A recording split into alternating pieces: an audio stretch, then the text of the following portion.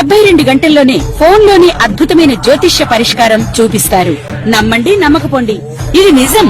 శ్మశాన కాళి రుద్ర చౌడీదేవి ఆరాధకులు నంబర్ 1 వశీకరణ స్పెషలిస్ట్.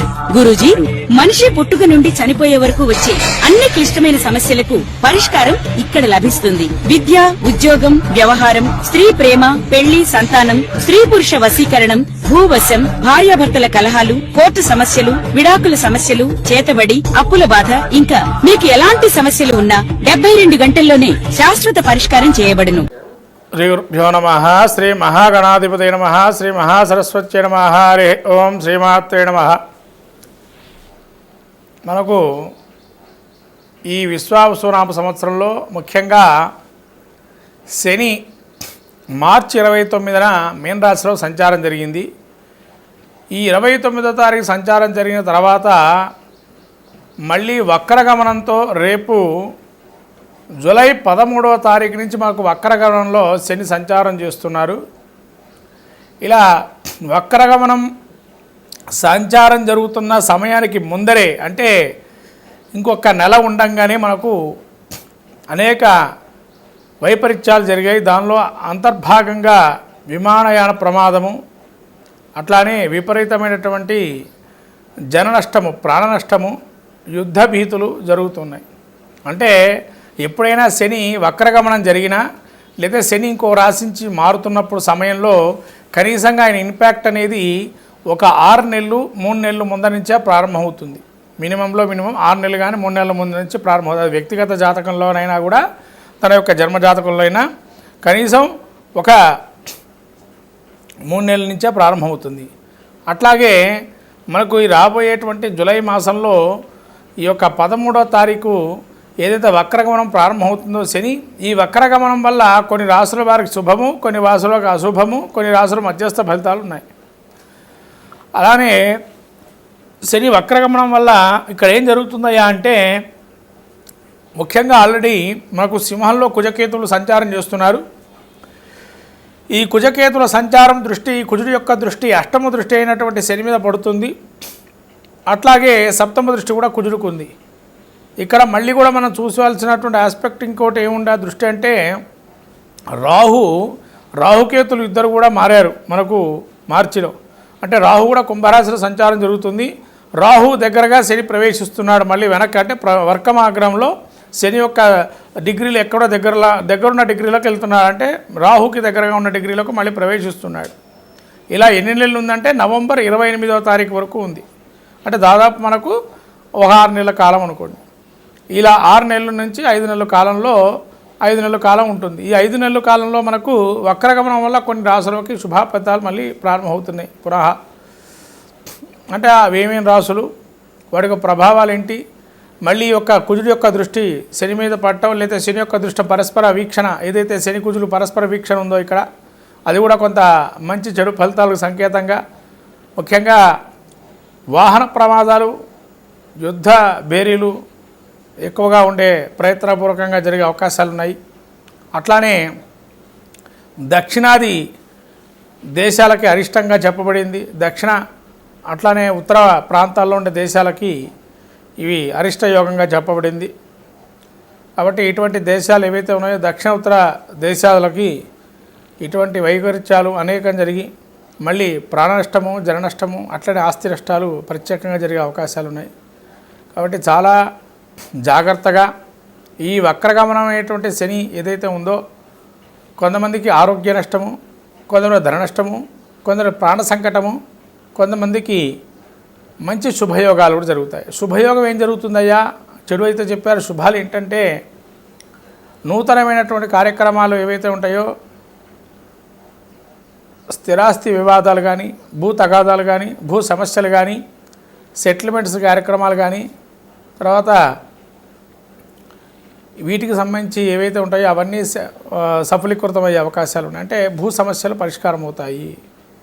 అలానే మీ అంతర్గతంగా కావచ్చు, బహిర్గతంగా ఉండే శత్రుమూర్తులు ఎవరైతే శత్రువులుగా భావన చేసేవాళ్ళు ఓటమిని అంగీకరించి పాదాక్రాంతం కావటం అటువంటి జరిగే అవకాశాలు వ్యక్తిగతంలో కావచ్చు, దేశగోచారంలో కానీ కొంతవరకు ఈ యొక్క పరిస్థితులు ఏర్పడుతున్నాయి. అట్లానే విమాన ప్రమాదాలు మీకు ఏవైతే జరిగినాయో అది లోగడ వీడియో మనం కొన్ని వీడియోలు ఏవైతే ఉన్నాయో నేను చేసిన ఉగాది సంబంధించినవి దానిలో చెప్పబడింది కూడా చిరకాల ప్రత్యర్థితో మనం పోట్లాటలు ఏవైతే ఉన్నాయో అవి జరుగుతాయని చెప్పి అట్లనే విమానయాన సంబంధమైన ప్రమాదాలు ఎక్కువగా జరుగుతాయని ఇది మార్చి నెలలోనే మార్చికి పూర్వం మార్చి నెలలో మనం చెప్పబడింది. శని రాహువులు ఒకటే రాశిలో సంచారం చేస్తున్నప్పుడు ఇలా వైమానిక ప్రమాదాలు ఇవన్నీ జరుగుతాయని చెప్పి ఇది జరగటానికి ఉన్న కారణం ఏంటంటే రాహు శని వాయు ప్రమాదాలు ఎక్కువ జరిగే అవకాశాలు ఉంటాయని మాకు గురువులు విద్యాబోధన చేసేటువంటి వారు ఆ సమయంలో మాకు చెప్పబడింది. కాబట్టి ఇవాళ అది జ్ఞప్తికి వచ్చి ఆ యొక్క పరిజ్ఞానం మేరకు శని రాహువుల యొక్క వైమానిక వాయు ప్రమాదాలు ఉంటాయని చెప్పి చెప్పబడింది. అలానే వాయు కాలుష్యం వల్ల కొందరికి అనారోగ్య సూచనలు కూడా వచ్చాయి. ఇవి రెండు కూడా శని రాహుల యొక్క కలయిక ఎప్పుడైతే మార్చి నెలలో జరిగిందో వాటి యొక్క ఉన్నతి ఈ విధంగా జరిగింది. ఇప్పుడు మనము ద్వాదశ రాశుల యొక్క వక్రగమనంలో ఏ విధంగా ఉంటాయో చెప్పబోతున్నాను. శ్రద్ధగా ఆ ద్వాదశ రాశి యొక్క ఫలితాలని ప్రతి ఒక్క రాశి వారు ఏ విధంగా పరిష్కారం చేసుకోవాలో మార్గాలు చెప్తాను. ద్వాదశ రాశి వారి యొక్క ఫలితాలు చెప్పబోతున్నాను, శ్రద్ధగా వినండి. శ్రీ గురుభ్యో నమః. శ్రీ మహాగణాధిపతయ నమః. శ్రీ మహాసరస్వత్యై నమః. హరి ఓం శ్రీమాత్రే నమః. శని వక్రగమనంలో మరి మీన రాశి చిట్ట చివర మీన రాశి వరకు ఏ విధంగా ఉంటుంది, ఈ మీన రాశి యొక్క శని వక్రగమనంలో ఏ విధంగా ఉండబోతుందయ్యా అంటే మానహానిన్ మలక్లేశం పురుషభోజన మల్పష నిత్య సంపాద దారిద్ర్యం ద్వాదశస్థానేవో శనోహు అంటే ఏ విధంగా ఉండబోతుందయ్యా అంటే మానహాని అంటే ముఖ్యంగా మానవ శరీరాకృతిలో కొన్ని అవయవ దోషాలు ఉంటాయి. అటువంటి అవయవాలు కొంత పనిచేయకపోవటం, అపకీర్తియు మనస్తాపము, నిత్యం ఎవరికో సేవ చేయటం, అట్లానే అలా సేవ చేస్తూ జీవనం చేద్దాం అనుకోవటం, అలానే భోజనం సౌఖ్యం అంటే సమయానికి భోజనం చేయకపోవటం, ఏదో పనిలో పడతారు భోజనం మర్చిపోతారు అంటే సమయానికి ఏ పనులు జరగవు, సమయం తర్వాత జరుగుతూ ఉంటాయి ఇలా పనులన్నీ కూడా. నిత్యము కలహాలు కారణాలు అంటే ఏదో ఒక గొడవ, ఏదో ఒక కలహాలు, ఏదో ఒక కొట్లాటలు ఈ విధంగా జరుగుతూ ఉంటాయి. ఎంత వద్దనుకున్నా ఆ విధంగా వచ్చే అవకాశం ఉంటుంది.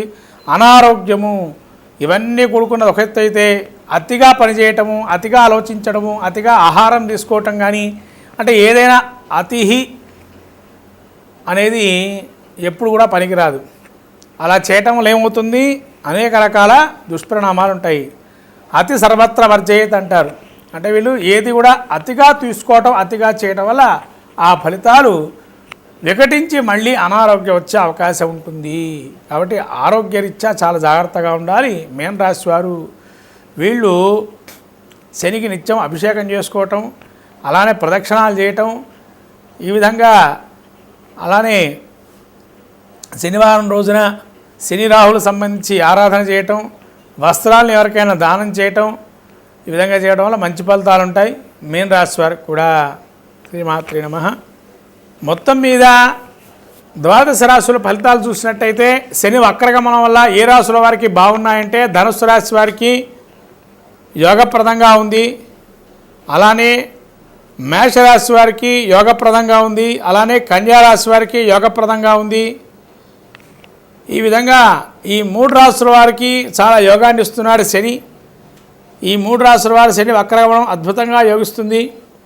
కాబట్టి ఈ మూడు రాశుల వారు చాలా అద్భుతంగా ఉంటుంది. ఎవరైనా అవయోగాలు ఉన్నవారు తిరునల్లార క్షేత్రం కుంభకోణంలో శనిక్క క్షేత్రానికి వెళ్ళి అభిషేకం చేసుకోవటం, అట్లానే మనకి శని సింగనాపూర్ కానీ మనకి దగ్గరలో ఉండే శనేశ్వర దేవాలయాలు అనేకం ఉన్నాయి, వాటిలో అభిషేకాలు నిత్యం కూడా చేసుకోవటం, ప్రతి వారం కానీ ప్రదక్షిణాలు చేయటం, అలానే శని భగవానుడికి నువ్వులు దానం చేయటం, ఆ విధంగా నువ్వులు ఆయనకి ఇష్టమైనటువంటి నువ్వుల పదార్థాలు భోజనంలో పెట్టడం, అలాగే వస్త్రాలని దానం చేయటం, సేవకా వృత్తిలో ఉండేటువంటి వారికి కొంత మీ అంతు సహాయం చేయటం, ఎవరైనా సేవకులుగా పనిచేస్తున్నారు మీ యొక్క ఆర్గనైజేషన్లో అంటే వాళ్ళకి ఏదైనా మనం సహాయం చేయటం, అట్లానే నిత్యము కూడా ఇల్లంతా క్లీన్గా ఉండటం అంటే నీట్గా పెట్టాలి.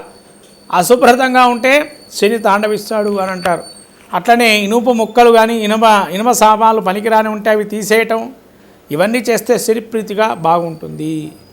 అంటే పాత సామాన్లు లాంటివి ఏవైతున్నాయో అవన్నీ కూడా తీసేయాలి. స్క్రాప్ లాగా ఉండే సామాన్లు తీసేస్తే కూడా శని యోగప్రదంగా మారతాడు.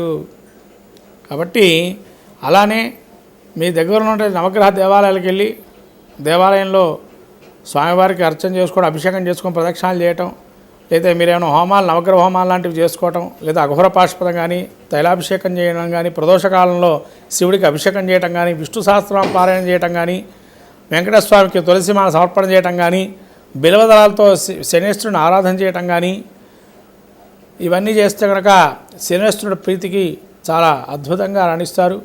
ఇవన్నీ చేసుకోండి. ద్వాదశ రాశి వాళ్ళు రాబోయే 5 నెలల పాటు ఆ యొక్క ప్రకృతి వైపరీత్యాలు కానీ లేదా దుష్పరిణామాలు ఏవైతే ఉన్నాయో ప్రాణ నష్టం, ఆస్తి నష్టం, ధన నష్టం లాంటివి జరిగే అవకాశాలు ఉంటాయి. అవన్నీ కూడా నష్టం మనం ఎంతవరకు కూడా మానవాళికి ఉపయోగ విధంగా ఉండాలి, కానీ మానవాళికి కొన్ని వ్యతిరేకంగా మనం చేసేటువంటి క్రియలే ఉంటాయి. ఎందుకంటే మనం చెట్లు సరిగ్గా పెంచటం లేదు, వాటి వల్ల ప్రకృతి వైపరీత్యాలు రావటం, మానవ తప్పిదాలు కూడా కొన్ని ఉండటం, ఇవన్నీ కూడా సహజంగా ఆ యొక్క కలియుగ పురుషుడి యొక్క ప్రభావంతో జరుగుతుంటాయి. కాబట్టి ఇవన్నీ కూడా మనం ఏదైనా అర్చన, అభిషేకాదులు, హోమాదులతోని ఏం చేయగలుగుతామయ్యా, ఇన్ని చేసినా మాకు ఇంతే అనుకున్నా కూడా ఎప్పుడు భయపడకండి. ఇవి చేసుకోవటం వల్ల రాబోయే విపత్తుల నుంచి మీరు కొంతవరకు బయటపడే అవకాశం ఉంటుంది. అది గమనించండి. అందరూ కూడా భక్తులందరూ కూడా భగవద్భక్తులుగా ఉండేటువంటి వారు, నిత్యం కూడా భగవంతు ఆరాధన చేసేవారు గుర్తుపెట్టుకోండి.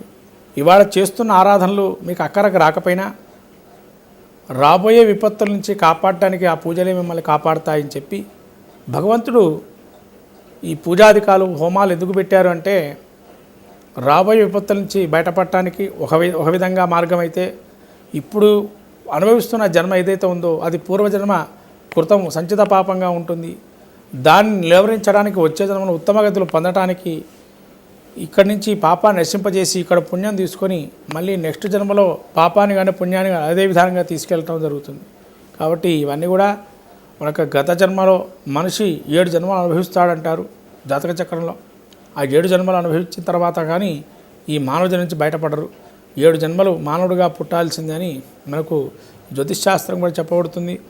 అందుకనే మనుషుల పోయిన మనుషులు 7 ఉంటారంటారు. ఇక్కడ కాకపోయినా ఇంకో చోట్ల బతుకుతూ ఉంటారు. ఆ 7 ఏదైతే ఉంటుందో ఆ 7 యొక్క స్థితిని మనం చూసుకొని తద్వారా జన్మ, అనుజన్మ, పూర్వజన్మ అనేవి ఉంటాయి. ఇది అందరూ తెలుసుకోవాలి. ఎందుకంటే ఇవాళ మనం చెప్పే ఫలితాలు ఏవైతే ఉన్నాయో శని వక్రగమనం కావచ్చు, లేతే కుజకేతుల కలయిక కావచ్చు, శని రాహుల కలయిక కావచ్చు, ఇలా దుష్పరిణామాలు సూచించే గ్రహస్థితి ఏవైతే కలయికలు ఉన్నాయో అవన్నీ భయపడద్దు. మానవులందరూ కూడా నిగ్రహంగా ఉండాలి. జీవితంలో కష్టాలు సహజంగా ఉంటాయి, వాటిని జీవించి జయించడమే మానవాళికి జ్ఞానాన్ని ఇచ్చేదని గురువు ఉపదేశం చెప్తున్న సాక్షాత్ ఆ కృష్ణుడు చెప్పాడు అర్జునుడికి గీతాపదేశం. అట్లానే ఈ విధంగా మానవ జీవితంలో కష్టాలు సహజం, వాటిని జీవించి నిగ్రహించి నిలబడటమే జీవితంలో ఒక రహస్యం. ఇది గమనించి ఈ పరిహార మార్గాలను ఎంచుకొని తద్వారా అందరూ కూడా శుభంగా ఉండాలని కోరుకుంటూ శ్రీమాత్రే నమః.